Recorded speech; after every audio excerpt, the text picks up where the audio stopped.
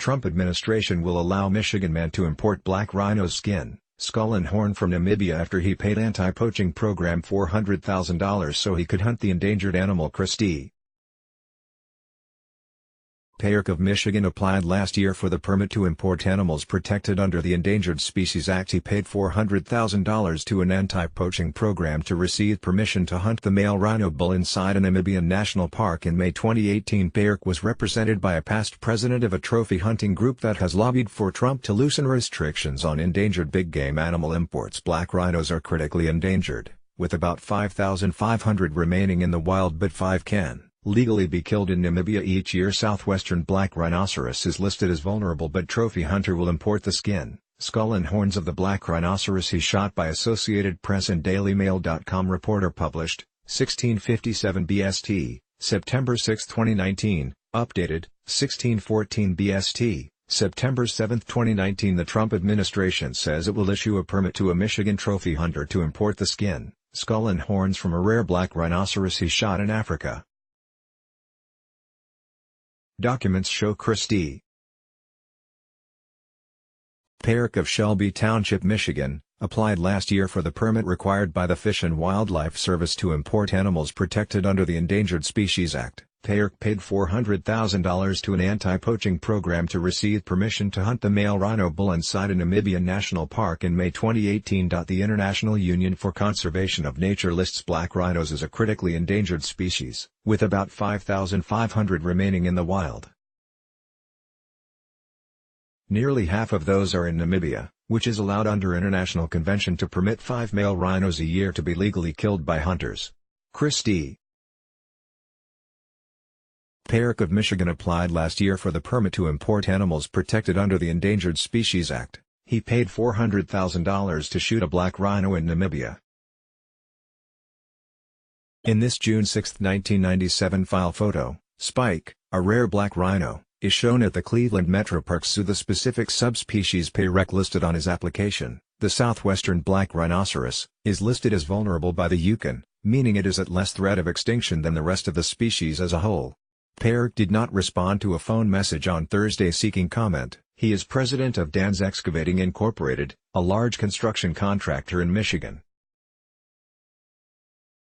The numbers of black rhinos have been increasing in recent years with stricter conservation management, but dozens are still illegally poached each year for their horns, which are sold on the black market for use in traditional Chinese medicine and as a status symbol. The horns are composed largely of the protein keratin, also the chief component in hair and fingernails. Legal, well-regulated hunting as part of a sound management program can benefit the conservation of certain species by providing incentives to local communities to conserve the species and by putting much-needed revenue back into conservation, said Lori Pramore, spokeswoman for the Fish and Wildlife Service. The Trump administration says it will issue a permit to Peyerk, who was represented by John J. Jackson III.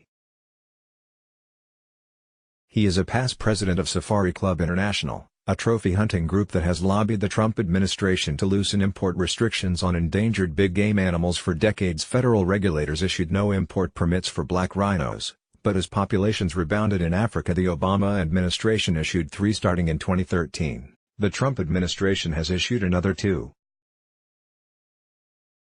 Though President Donald Trump derided trophy hunting in a tweet as a horror show, his adult sons are avid big game hunters and his administration reversed Obama-era restrictions on the import of endangered elephant and lion trophies from several African countries. Records show Peyerk was represented in his effort to get a rhino permit by John J.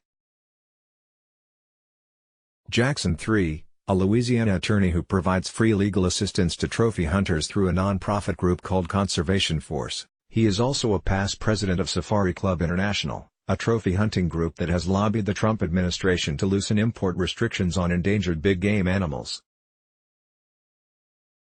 Jackson was appointed in 2018 to the International Wildlife Conservation Council, an advisory board set up by then Interior Secretary Ryan Zinke to help promote trophy hunting. Jackson said he sees no conflict between advising the Fish and Wildlife Service on policy issues while also petitioning the agency on the behalf of his legal clients. The permitting is just one cog in the conservation wheel of what we do, Jackson said Friday. We establish and support programs on the ground that enhance the survival of the particular species.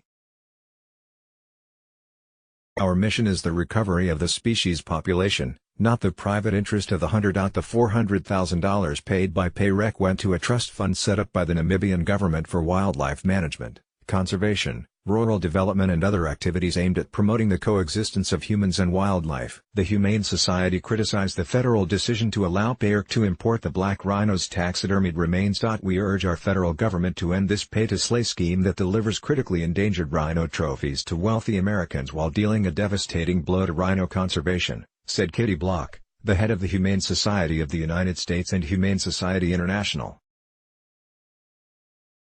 While we cannot turn back the clock to save this animal, the administration can stop the U.S. from further contributing to the demise of this species by refusing future import permits of black rhino trophies. Though President Donald Trump derided trophy hunting in a tweet as a horror show, his adult sons are avid big game hunters. Donald Trump Jr., left, and Eric Trump, right, deny any wrongdoing and proudly argue that they are hunters. President Trump's administration reversed Obama-era restrictions on the import of endangered elephant and lion trophies from several African countries. Don Jr. holds the sawed-off tail of an elephant and another the knife that likely cut it. Let's block ads. Why?